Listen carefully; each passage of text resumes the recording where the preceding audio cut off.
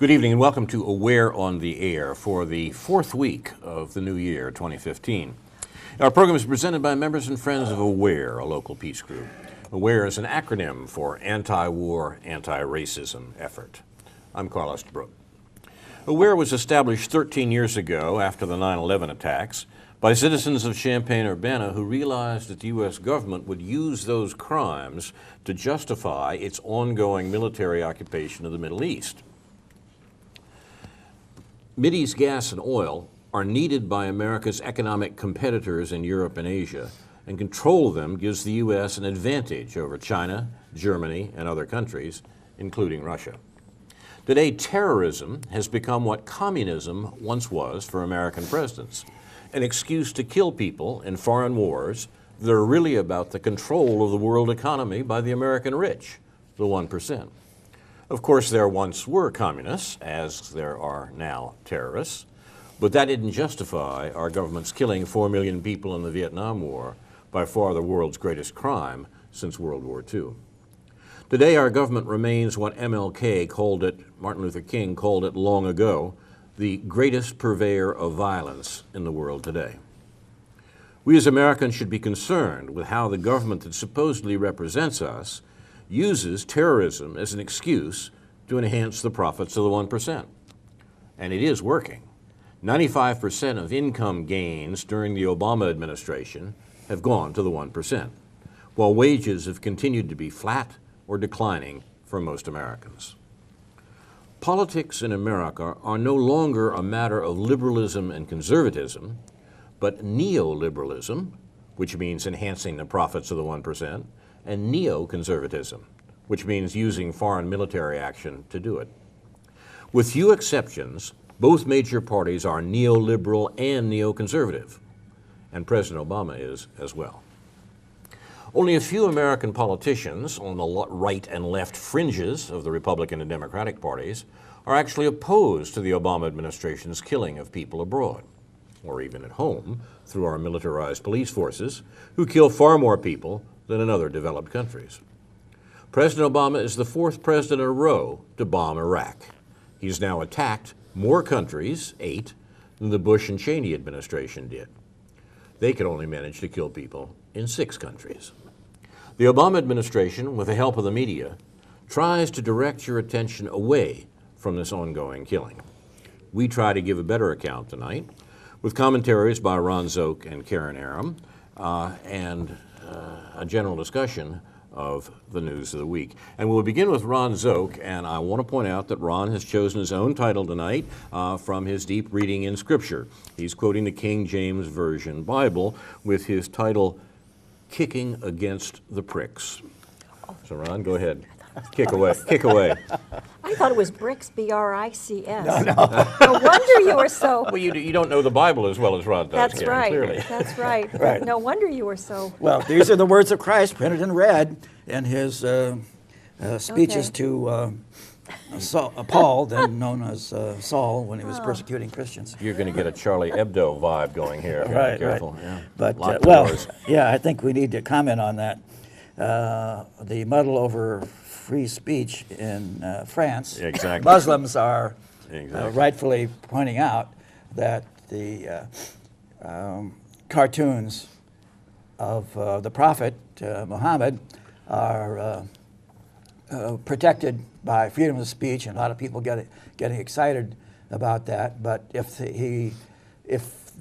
the publication had a corresponding cartoon of Jews, they would be promptly put in prison. As they have been. Yes. France is jailing people who are doing things like that right now. Yeah. So all that stuff about freedom of speech Yeah. will disappear in an instant. And Like we the can't snows have of that. yesteryear. Yeah. So it's all very curious. Well, my title is quoting from Acts 9:5 and 26:14.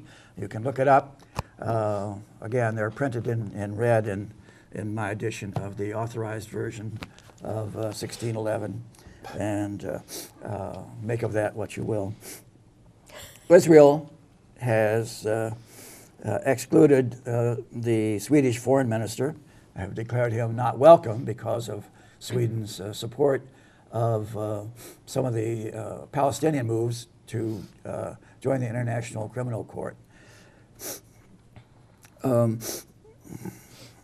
There's more and more trouble building in the shanty towns around the larger cities of Africa, Asia, and South America, the favelas there. And I think we're approaching a situation of more and more trouble, armed conflict. It is said that demography is destiny, and I think there's the element of truth in that. So I'm very concerned about the explosive potential of these enormous aggregations of extremely poor people and how volatile the situation can be there. The situation with respect to Iran, for example, is becoming more precarious. A number of senators are apparently prepared to vote to add sanctions to the current negotiations going on between the United States and Iran concerning Iran's supposed nuclear weapons. And what this will do, according to almost all observers, is promptly end the negotiations if halfway through we decide to add more and more sanctions, in effect changing the grounds of the discussion. Indeed, some of them, American senators, have been explicit about claiming that we should not negotiate with them until a favorable outcome to us is guaranteed in advance. There's no point in negotiating if we don't have that promise. So my attitude is that nobody gets any guarantees in these matters, and we should go into those negotiations with no preconditions. But an effective way of scuttling them is to insist that we have guarantees in advance of what the outcome will be.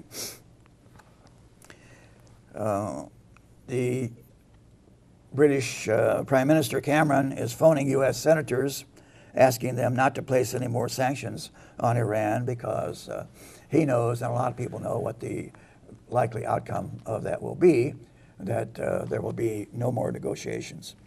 And that will leave Iran as armed as ever, and us with nothing to say about it.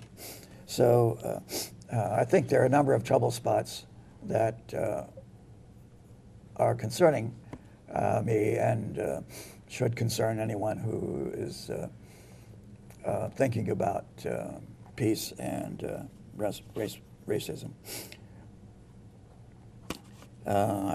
Well, there's one more thing that appeared in the local daily's ad supplement on Sunday that I thought was kind of interesting, indicating again that the USA has become the most militaristic country in the world.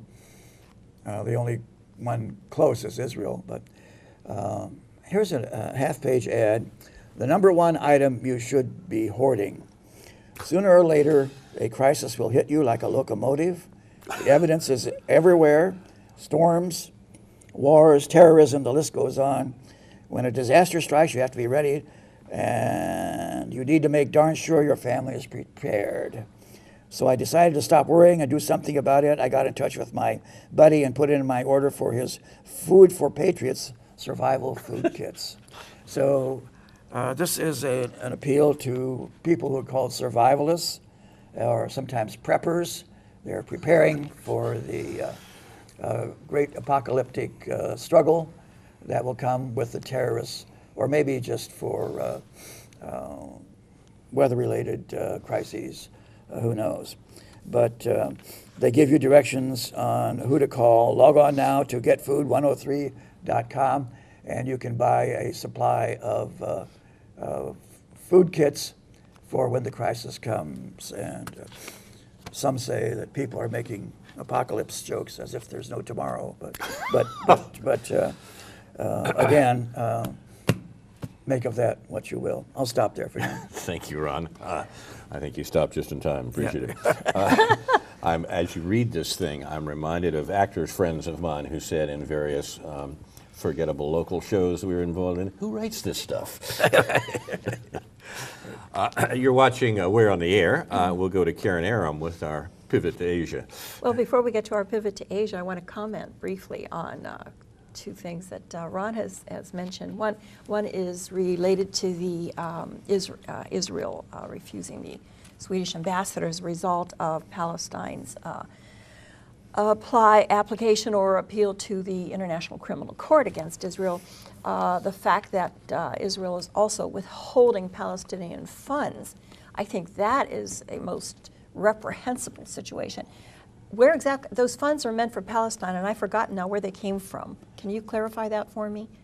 Well, they're from all transactions concerning people, organizations in Gaza, but apparently Israel gets to collect the taxes on them on the assumption, with the agreement, that they will be refunded to the Palestinian Authority, and they're refusing to do that. Right, which should be another crime.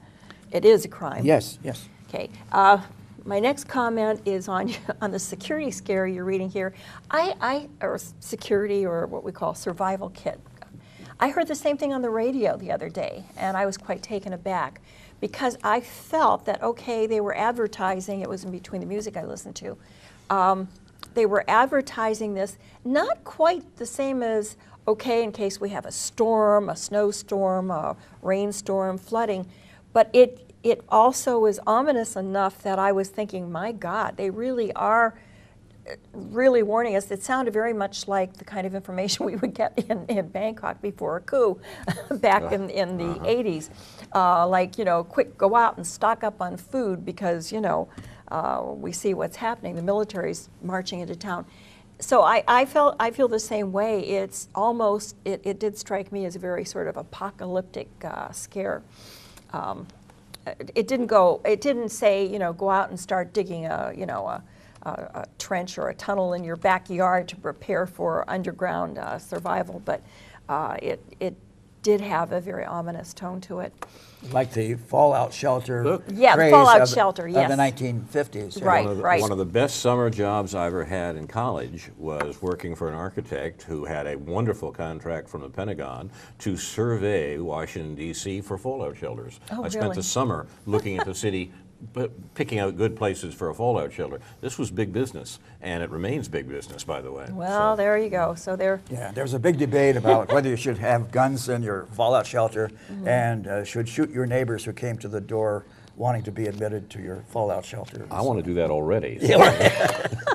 Well, there's a lot of television programming and series and films relating to all of that too right now. Even one of my favorites, but anyway. So the standard propaganda themes Yeah. appeal to fear, greed, and hatred. Right. And fear is the most effective propaganda theme. 3 of our all. weapons are, how does that Monty Python thing go? Yeah. What's interesting to me is that when I watch some of the old films or read some of the books about World War II or the bombing of London, at that time it was so much more community oriented. When German bombs were hitting London, people went to fallout shelters, but they went as a community, as a group. But what we get here in the U.S., and we have since the 50s, is here again. Isolate yourself. It's all about you protecting your family, which really is a much more aggressive means, like you say, guns, ammunition, everything, fear of your neighbor, as we're during, what did they call it when they were? Not just bowling alone, in other words, but blowing up alone, huh? Yeah, right. Okay, a little humor. But I guess what I'm seeing is, again, we here in the U.S., everything tends to be sort of to isolate us from our community, to create this fear of other people, unlike what has taken place elsewhere in the world. Okay, Sri Lanka. Last week I said I was willing to give the Sri Lankan U.S. influenced election a chance and just kind of watch it. Now, first, let me explain why I was thinking that way. Because as of the early 90s, U.S. influence in Burma appeared to be quite positive, all right? And as of 2007, they were helping and protecting many of the political activists and helping with boycotts, et cetera, all of which I supported. And as of 2007, I think it was U.S. influence that was able to have political prisoners released, as well as Aung San Suu Kyi. So this did bring about a lot of progress, okay, from the perspective of those fighting this really brutal military dictatorship. What's happened since then, and I have been informed by some of those people who have been protected for years and years by the U.S., and I should leave out the U.K. because the U.K., of course, as a former colonialist of Burma, also has ties there and has helped out. But as I said, of recent, I've been told that nothing has really changed. A lot of it is cosmetic, which I suspected, and a lot of it is because of U.S. influence. Now, over a period of time, the concern was that the Chinese they used Burma as their playground. They would buy up property and take over and mine, and the mining rights, because Burma is rich in mining resources. But now it's known that what's happening is purely cosmetic. But so far, I haven't seen anything related to IMF or World Bank quite yet. And what I know is that people are now less concerned with the Chinese influence as they are with just foreign influence going in and buying up land and taking over the land. And I was asked, what can one do about this? My research showed that this was happening all around the world, and by my country as well as Europe and China, buying up land. But what bothers me, of course, is that my nation, the U.S., tends to go in more with soldiers on the pretense of protecting human rights somehow, and taking over land by buying up dictators, okay, buying the dictators. So I'm seeing this unfold, but then I thought, okay, maybe some of the positive things that did occur at one time in Burma, maybe there will be something positive coming out of the Sri Lankan transition, as it's known as, after the recent election on January 8th, because the claim was that Rajapaksa was becoming like a monarch and that there was like an 87% turnout. Well, so I thought, well, we might watch it for a few months, a few years. Wrong. The very next day, I got information stating that the plan of the new leader, Sirisena, who is highly influenced by the U.S. and the U.K., is to go ahead with the IMF and the World Bank, which, as we know, usually comes in offering austerity programs to the people. So while some people will prosper, many people will suffer. Ron, the other day, or last week, you actually asked about Sri Lanka. Why is it so important to the U.S.? And basically, well, its location, the strategic location. And you asked if it was because it's close to India. Yes, very much so. But it's also right between, they're situated, this is the concern of the U.S., they're situated right between Diego Garcia and the Malacca Straits. And as we've discussed before, Malacca Straits are critical to almost all shipping that takes place in that area. Those are the sea lanes of the Indian Ocean. And China conducts a bulk of its foreign trade, okay, including their imports of oil, which are quite necessary. So it's something that the U.S. has been looking at for some time. One thing, there's a lot of detail, there's a lot of internal political going on there, but the one bright light on the horizon is that Sirisena, who knows what will happen, and the one question that was asked that I found of interest, he said, well, the author of an article I have here, he said, will the cash-strapped Britain or the cash-strapped U.S. be willing to replace China's role in Sri Lanka as an economic benefactor? China won the projects that they have there through open tenders. So this has been my point for some time, is that the U.S. might go in and engineer elections, and they support the elite, and they set things up. They come in with the World Bank and the IMF. But many of the leaders are aware throughout Asia that China comes in with open bidding, okay? And that's how they win the tenders and the agreements, and they don't have a military presence. So, and then there's India, who of course considers itself a buffer.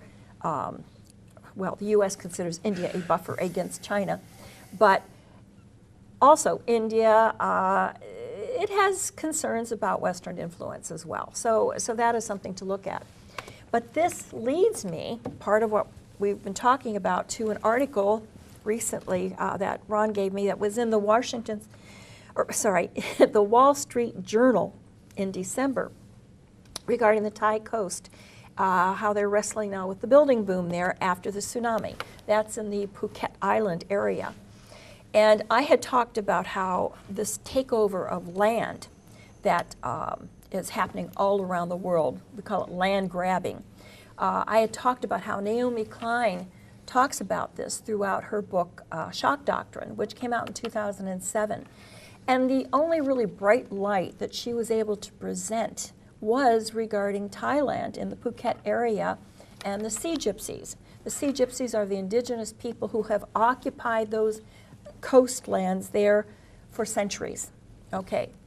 Well, now even they are losing out. Here we are, this was the end of 2014. The poor, everyone is losing out because what happens, people occupy the land, and I know there's a law. I know there's a law probably in the U.S. For sure, but also according to some international law, and I know it exists in Thailand, is that if you've occupied land for a period of time, and your family, etc., it's yours. Well, what happens after a tsunami? People come back, there's nothing there, they can't occupy it. I'm talking about the poor. They leave, they go somewhere else, and they come back later and developers have taken over. And even my suggestion that, well, at least the Sea Gypsies were able to keep on building because they live in corrugated huts, and they would just rebuild overnight. Developers would come in with bulldozers and knock it all down. The next day, they'd come back and they'd rebuild overnight. Not everybody can do that. But what's really sad and frightening is that at this point in time, so many people have come and found that the developers actually own deeds to the property. They're able to go and purchase deeds to this land in order to develop it. Now, someone would ask, who are these developers? Well, I know in Thailand, they're at least 50 or 60% Thai owned. They do joint ventures with foreigners, okay? And like a lot of these are big hotels. J.W. Marriott is one of them. Most of the big hotels are either American or European, but then they have to do some kind of joint partnership with the elites of these nations. So this to me is very sad, very, very frightening for everyone. I think it's something even here in the U.S. we need to look at seriously. What can happen when you allow the elites to have as much power as they do? And I have no answer.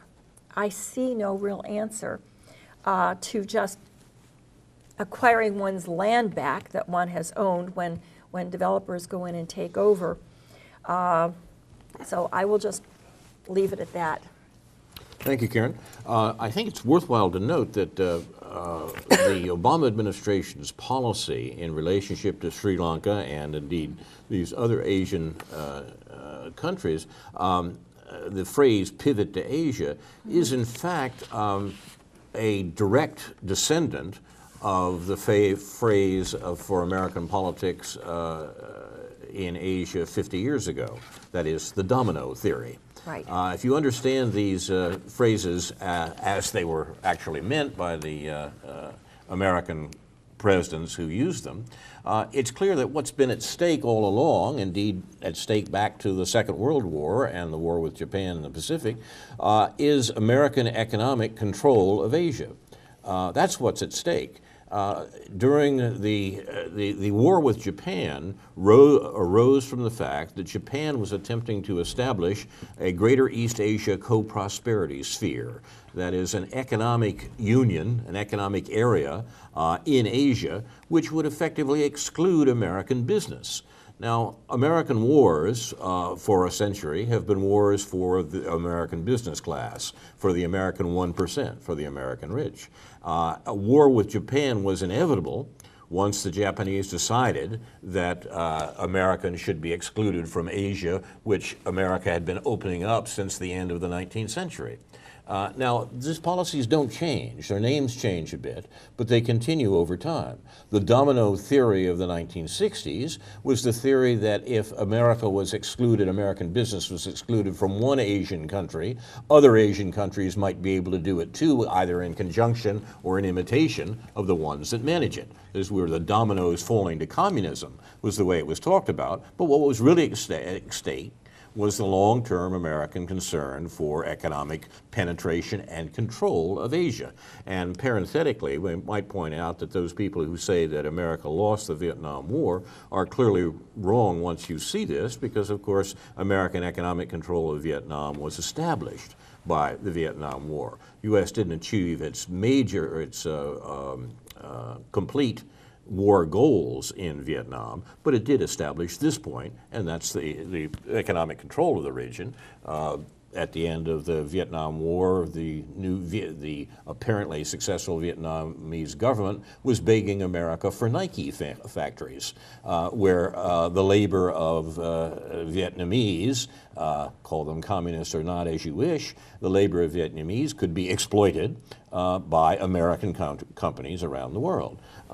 Some things don't change. There is a continuity here. And the concern with Sri Lanka is part of the same policy that changes its names but not its aims. You're watching Aware on the Air, and we have a whole lot on the table here, I think, to talk about.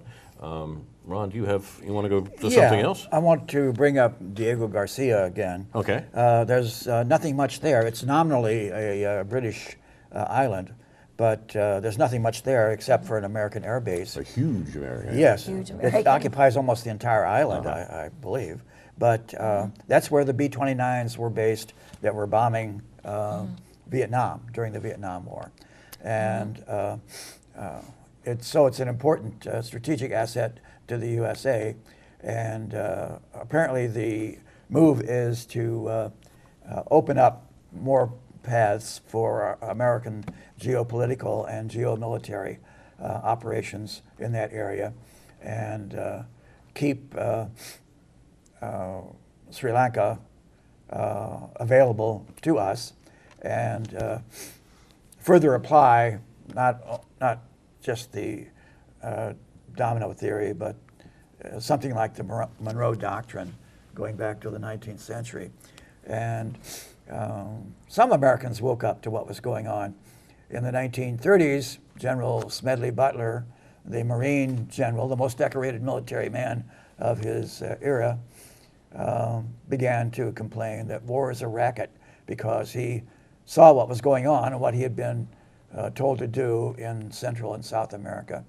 And the whole thing was exposed at that point. But what we have now is a further legacy of that kind of thinking. So we have a Monroe Doctrine, and according to some, an inherent natural God-given right to dominate not only this hemisphere, but the world. But of course, Russia can't be allowed to have any corresponding doctrine in its era. And when we say we, of course, I don't really mean, Karen and Ron and me. It means American business. Yes. Right? You're watching Aware on the Air. One other about Diego Garcia, that story is particularly concerning. Basically what happened was the U.S. went to Britain, which had occupied Diego Garcia, the strategic island in the Indian Ocean, as part of its general Indian imperialism. The U.S. went to Diego Garcia a good number of years ago, in the 60s, in the 1960s, and said to the British, we'd like to use this island for a major military base in the way Ron just described. The British said, oh, that's fine. There are a lot of people who live there, and the U.S. said, get rid of them. And so Britain exported the people who were living on Diego Garcia to other places on the grounds that it was a military necessity. The U.S. needed the base for its operations in Southeast Asia.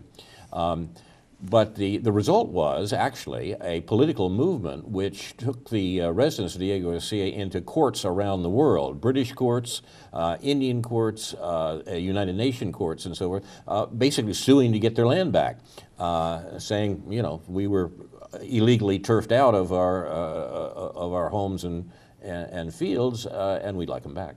And of course, the case was open and shut as far as the law was concerned. Britain had no right to do that, and the courts occasionally had to say and see that, although it obviously could be round on for many years, and the residents of Diego Garcia have obviously not been returned.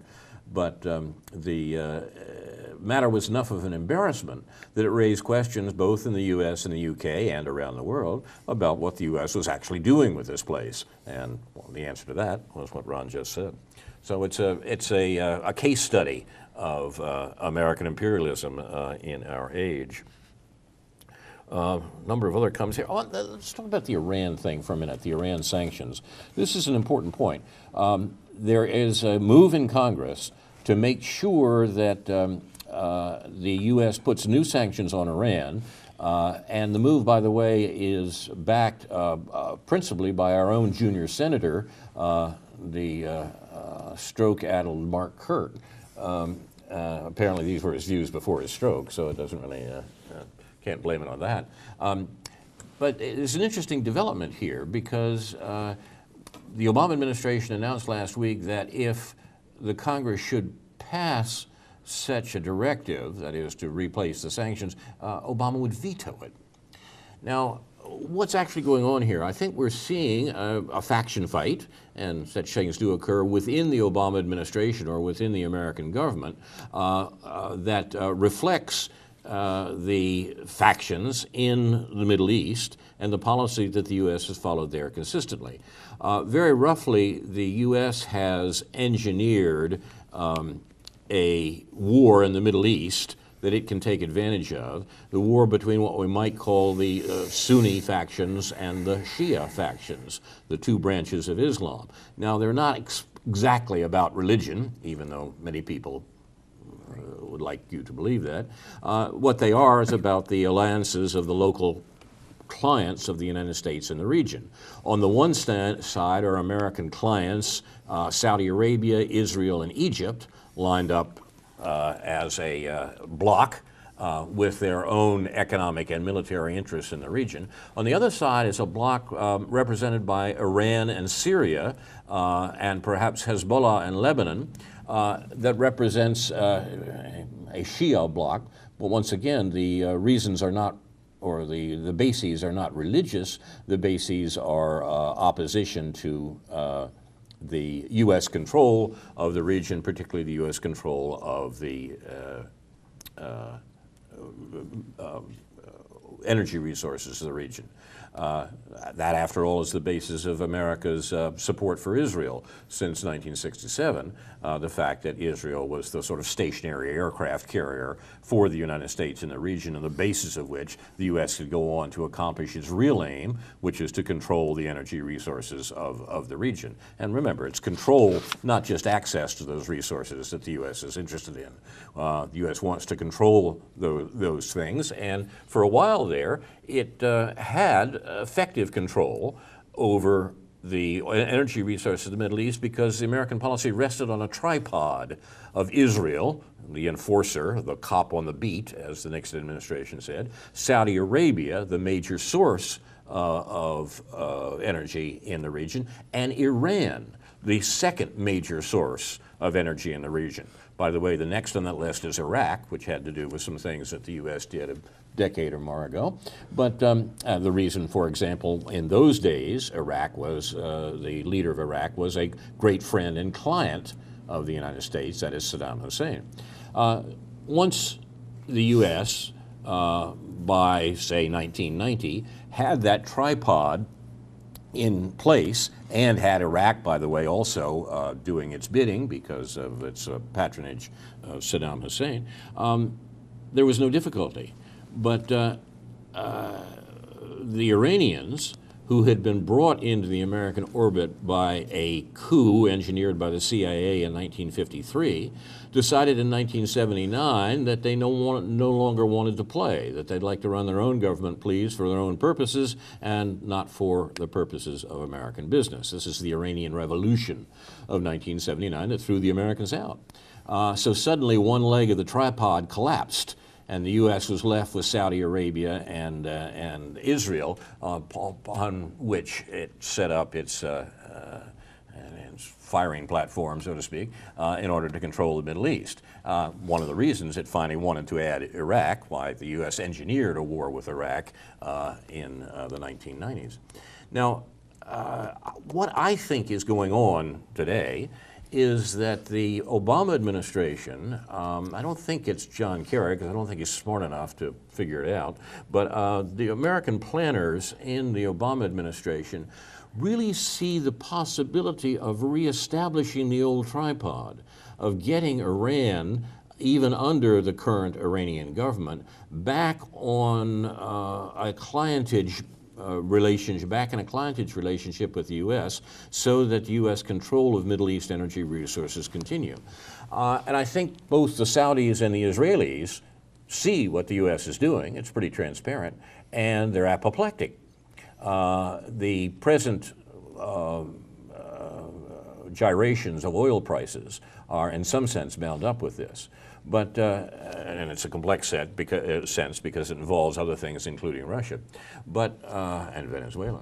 But what the U.S. is doing, what the Obama administration, I think, is doing, remember, if there are historians around in a decade or two to sort out what the American administrations in the first decade or so of this century were doing, I think the characteristic they will apply to the Obama administration is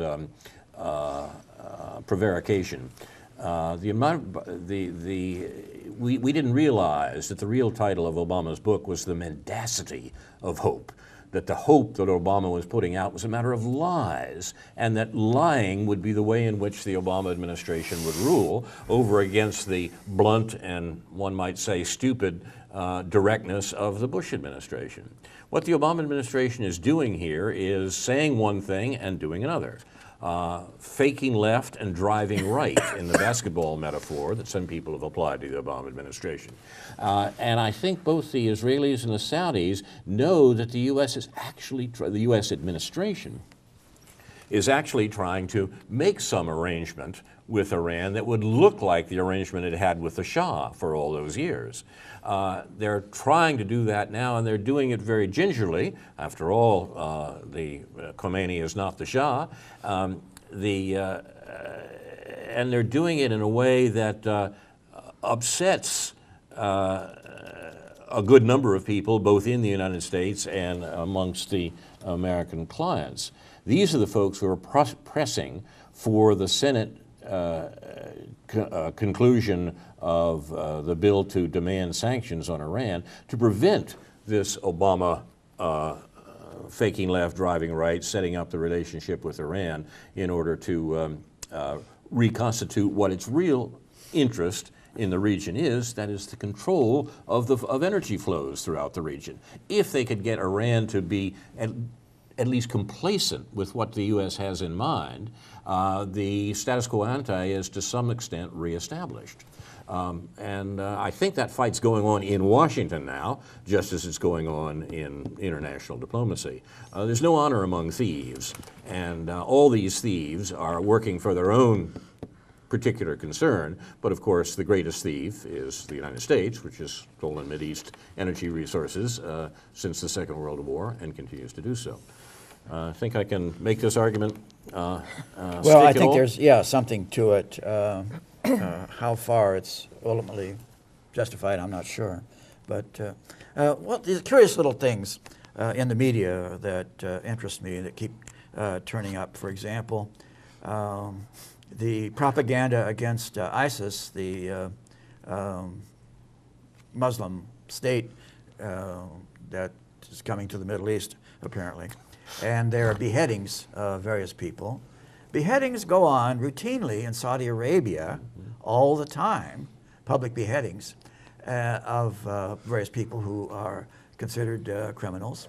And there's not a peep of protest about this anywhere. In fact, the only consequence of this is that one guy who took a video of one of these public beheadings in Saudi Arabia was arrested for making a picture of it. They don't want them publicized. There was a big brouhaha about this a few years ago when the one of the many Saudi princesses, the king there apparently has 50 or 60 children by various anonymous wives, was beheaded because of an accusation of adultery or something. And there was a move to show that on American television, and the Saudis applied very, very heavy pressure to prevent that from happening. So we have a lot of problems with freedom of speech and what that's exactly supposed to mean. But again, there turns out to be a lot of politics at the bottom of it. So yeah, are these our allies in the Middle East, Israel, the Saudis, and Iran, or could they be? Interesting question to continue thinking about. Well, yes, and that was my point last week and even the week before, is that I think as of October or November 2014, there had been at least 59 beheadings. Many of them were foreigners working there. Some were drug charges, but again, they were very low level. But like you say, adultery. I mean, a thief will lose his hand. I mean, these are really ancient practices that I think most of us think that they were so cruel and outrageous and surely they've been done away with. No, Saudi Arabia still practices this to control their people, and they are our #1 ally, along with Israel. And while Israel may not be practicing beheadings of their people, we know that they killed how many thousands of women and children and civilians in Gaza recently. So, yeah, and the reason we publicize this is not to vilify particular people practicing a particular religion, but to point out that our media is so biased on behalf of government friends and pals. I wanted to make a comment on, what else did you just say besides that?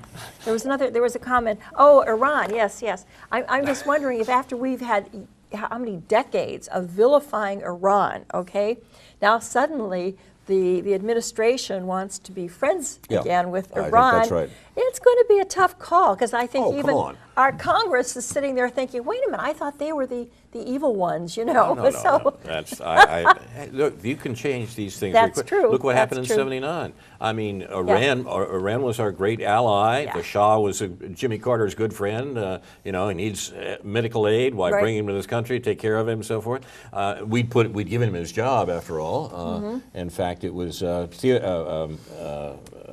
Kermit Roosevelt, for working for the CIA, who engineered the coup in 1953, that brought the Shah to the peacock throne, as they called it. Right. It was it's all play acting, and but in any case, actually, that brings up a point, though. The play acting in Iran,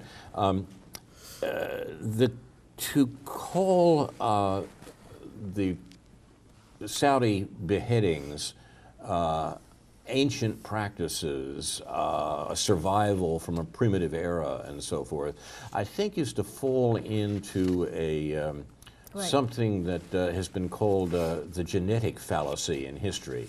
The genetic fallacy is that human beings over time grow up the same way an individual does, and that people who lived a century ago, a millennium ago, or 10,000 years ago were naturally childish because they hadn't grown up to that height of maturity which we've achieved. Now, there certainly are changes in history, but was it this notion, this attempt to try to say anything before the modern era I mean the era in which we know people who've been alive in, that is, runs back 70 years or something like that, the assumption that anything before the modern era is necessarily childish is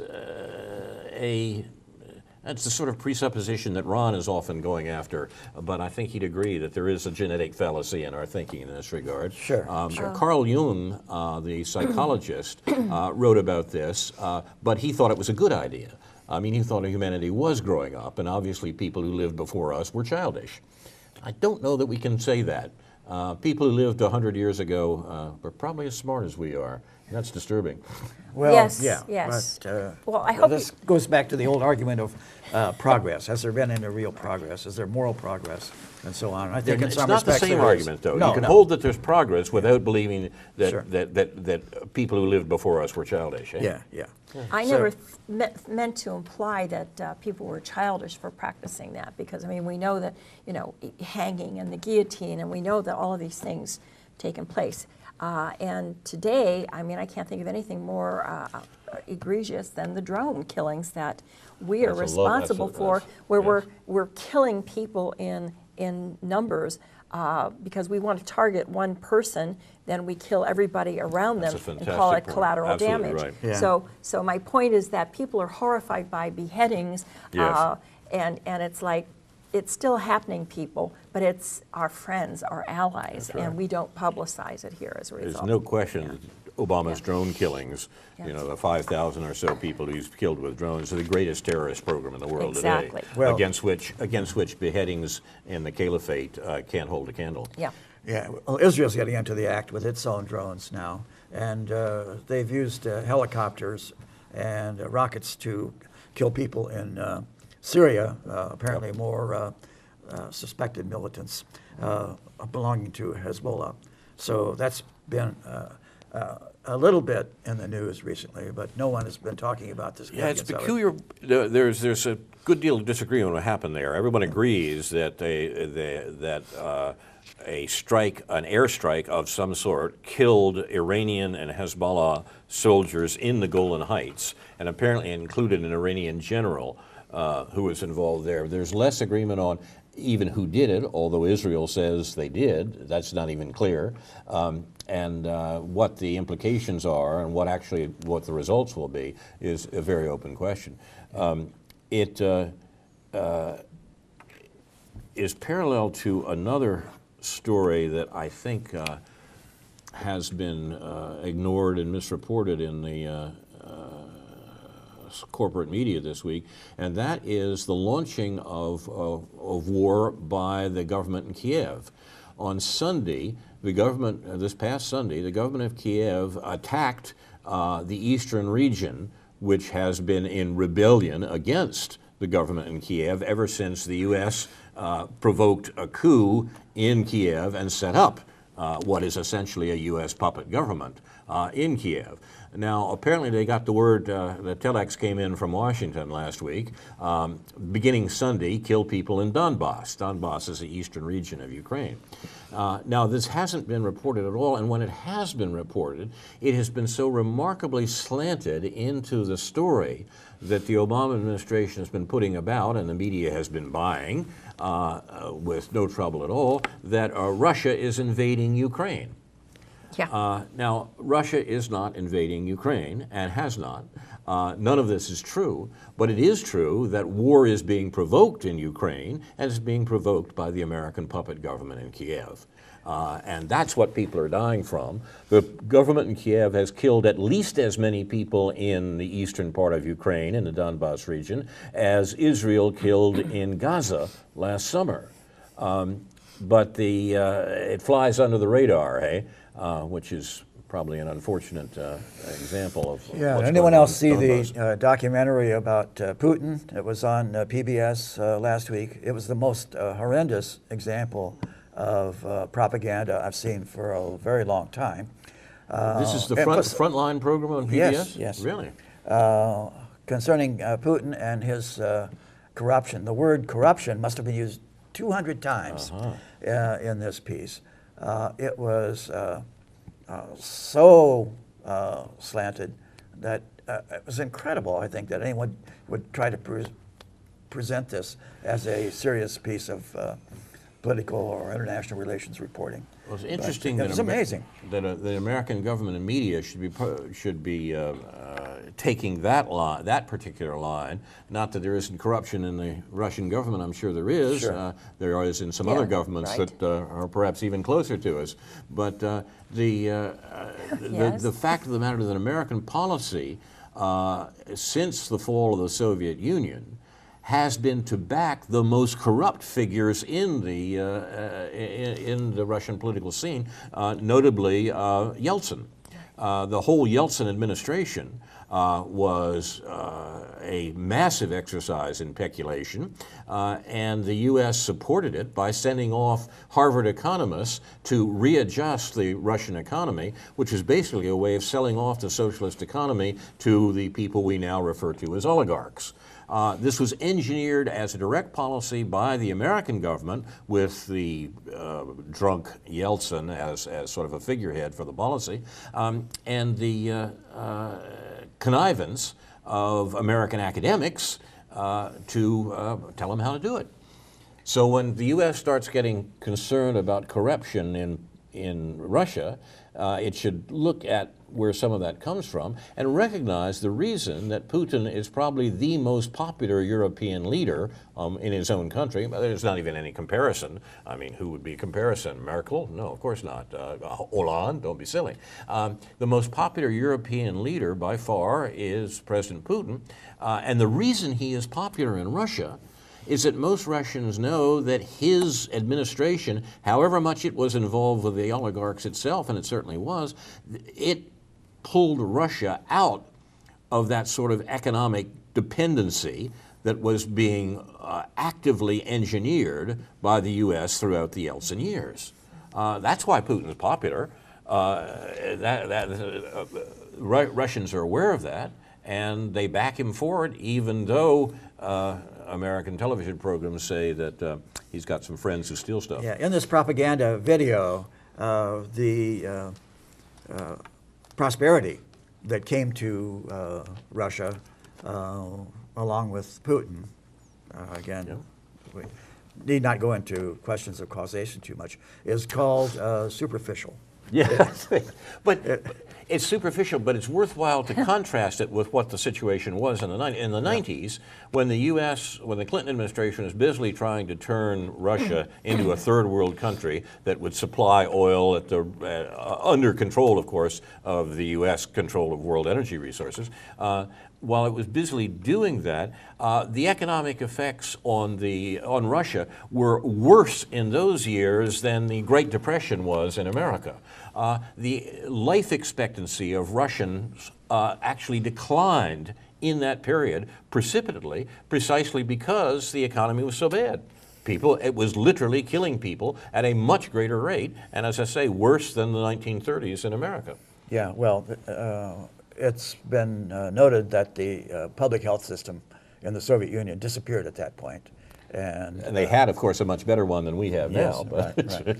Okay, this just in, latest development, new talk about Russia abandoning their pipelines through Ukraine, and they're going to build new ones that will not be subject to the blackmail that Ukraine could possibly exert about their oil and gas transmissions. This is part of the ongoing arguments over money and oil that the Obama administration is using to try to incapacitate the Putin administration in order the U.S. can establish its economic control over Central Asia. The same thing, of course, the U.S. has been doing for generations in East Asia. Karen? Hi, yeah, before we leave the air, I want to just mention something. Some of the members here of AWARE, notably Carl Estabrook, David Green, David Johnson, and yours truly, have formed a Green Party local to Champaign-Urbana, and we're having a public forum on Saturday, January 31st at the Champaign Public Library. That will be in the Robeson Room A, and that's on 200 West Green Street. And a noted speaker will be Rich Whitney, who was the Illinois Green Party's nominee for governor of Illinois in the elections of 2006 and 2010. So we'd like to invite you all to attend to that. And Carl, I think you have some notes on the Martin Luther King program on January 25th. Our colleague Stuart Levy has been one of the organizers of a program at the IMC, the old post office in Urbana, on Sunday the 25th at 2 p.m. The title of the program is Martin Luther King's Radical Roots. And we're talking about the fact that while we have been remembering this week because of the King holiday, the civil rights work of Martin Luther King, we should not forget, in fact, we are being encouraged to forget, that Martin Luther King opposed the war, the Vietnam War, and opposed class oppression, not just racism. No one defends racism openly here at home. We probably do in the Middle East, but still, no one defends racism openly at home. But few criticize Obama's war-making or the galloping inequality in America on Martin Luther King's days. We should be doing that, and that's what this program at the old post office in Urbana, Sunday the 25th at 2 p.m. Will set out to do. You have been watching AWARE on the air, presented by members and friends of AWARE, the anti-war, anti-racism effort of Champaign-Urbana, a local peace group in the fourth week of the new year, 2015. Do we have other announcements? Our show is produced and directed by Jason Liggett, thanks to whom also this program and others like it will be available on YouTube. And see the Facebook page for AWARE for articles referred to by the panel this evening. Finally, AWARE honors those who reveal the crimes of the U.S. government, which the rest of the world knows about, but Americans don't. Manning, Assange, Snowden, and others who are being persecuted by the Obama administration.